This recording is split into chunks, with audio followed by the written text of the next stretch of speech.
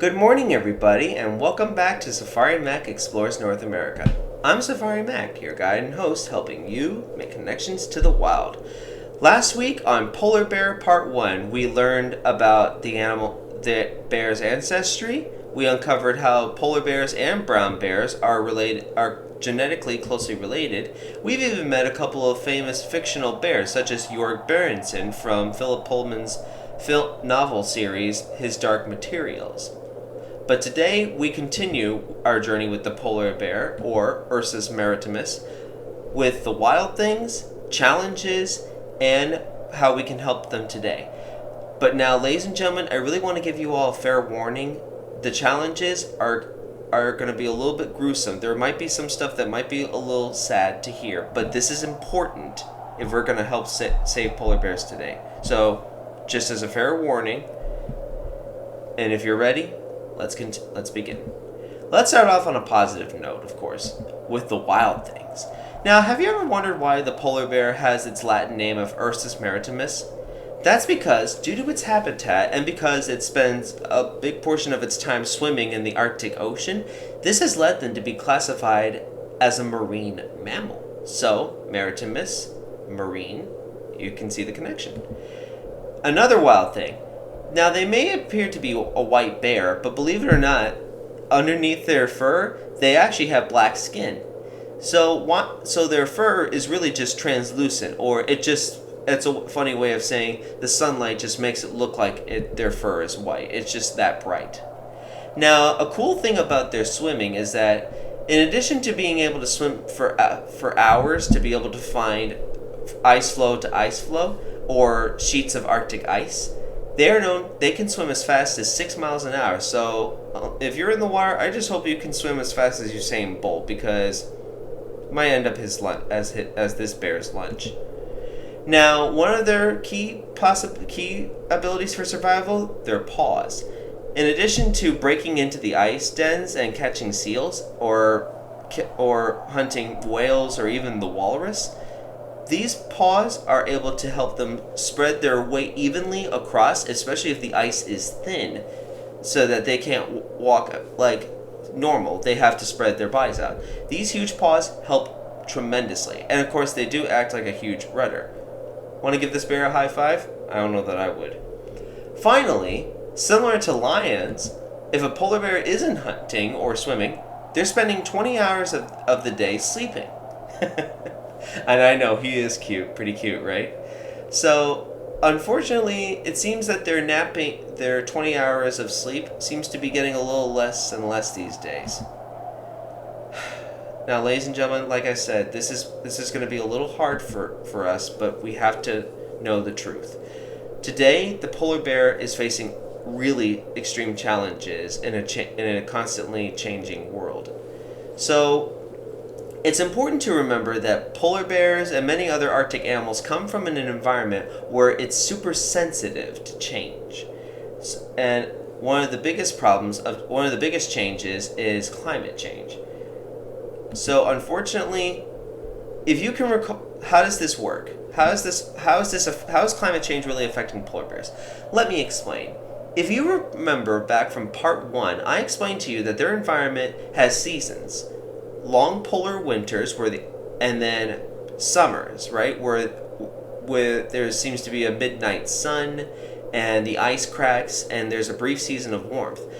Unfortunately, the summer is the time of fasting for bears, when they are not able to find as much food as usual to feed their bodies. So unfortunately though, in the past, summer has always kind of shrunk the ice fields, but only for a certain amount of time. But lately, these seasons seem to be getting longer and longer. In fact, it's been getting so longer that polar bears are now seen to be starving. And it is really, really bad. I mean, the bears, they are so specialized, they feed on these blubber-rich animals. Seals, whales, all of it, just to put on the extra pounds to survive in the Arctic. And when they can't find enough food, they often lose out. So unfortunately, malnutrition is one of the biggest problems that polar bears are facing. But it gets worse. Because of ice melting even more unexpectedly than ever, polar bears are forced to expend all their energy swimming to finding a place to crawl out of the water. And as a result, the bears often will drown during these crossings of the Arctic Ocean. So it really is a hard time. And even if they do get to the land, so, Greenland, and with a couple even making it sometimes to Iceland, the human conflicts are almost inevitable. Usually, it's males that are that would lead an attack. Usually subadults, where females are only attacking if they're just trying to keep their young safe. But believe it or not, there haven't been that many attacks of polar bears on humans. In fact, from 1870 to 2014, it's been estimated that there were only maybe 73 polar bear attacks, where only 20 people ended up dying. Now I know that doesn't sound reassuring, but still, unfortunately, because they're just looking for food, this is leading them to conflict with humans, and often the bear might lose out just because the people, they're just trying to defend themselves, as we would try to defend ourselves from anybody or any other animal. Now, like I said, I know it seems dark and it's dismal, but I really would like to tell you, not all hope is lost.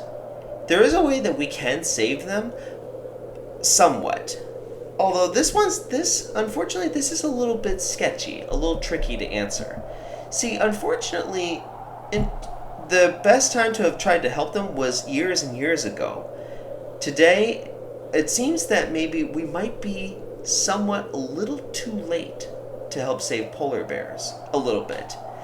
And what do I mean by this? It's just the Arctic ice continuously shrinks further and further. In fact, scientists think that by the summer of 2040, the Arctic Ocean could be virtually ice-free if we do not take actions. Now, I'll get to what we can do to try and save these creatures from extinction. But for the polar bears, it's not always possible to do something to help these animals.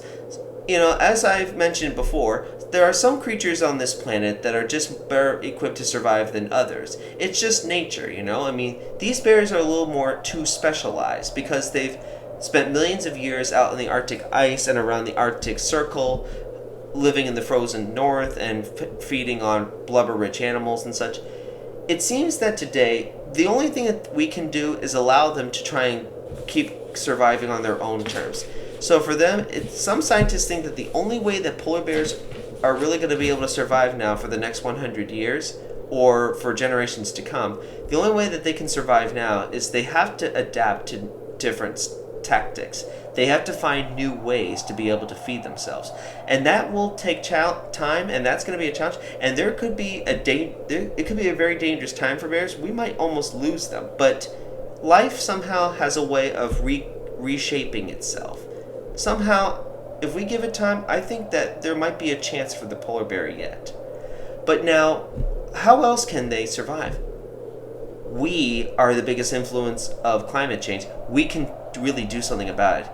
To really help these creatures, we have to change our way of thinking. We have to change our ways, and I mean for the better. As I've said to all of us throughout the year that I've been on YouTube, we have to really make changes. And one of these is green investment, green energy sources, reduce emissions, and we have to continue to study these creatures. Only by doing that can we really understand how we can make even bigger impacts. But right now, one of the biggest impacts that is positive is all of you. You show that you care about these animals. You love these creatures. If we want to help them, we have to continue to show their support. And as always, as I've said, if you can do that for these creatures and think of other ways of how you can help save animals all over the world, you will be their heroes. Well, ladies and gentlemen, I'm afraid it's time for us to leave the Arctic, and be sure to join me next week as we go down to the North American West to meet the American bison. But until next week, hit that like and subscribe button, check out my Facebook page for special content, and send me an email for either another animal that you'd like to hear or if you have questions. But until next week, this is Safari Mack. I'll see you out there.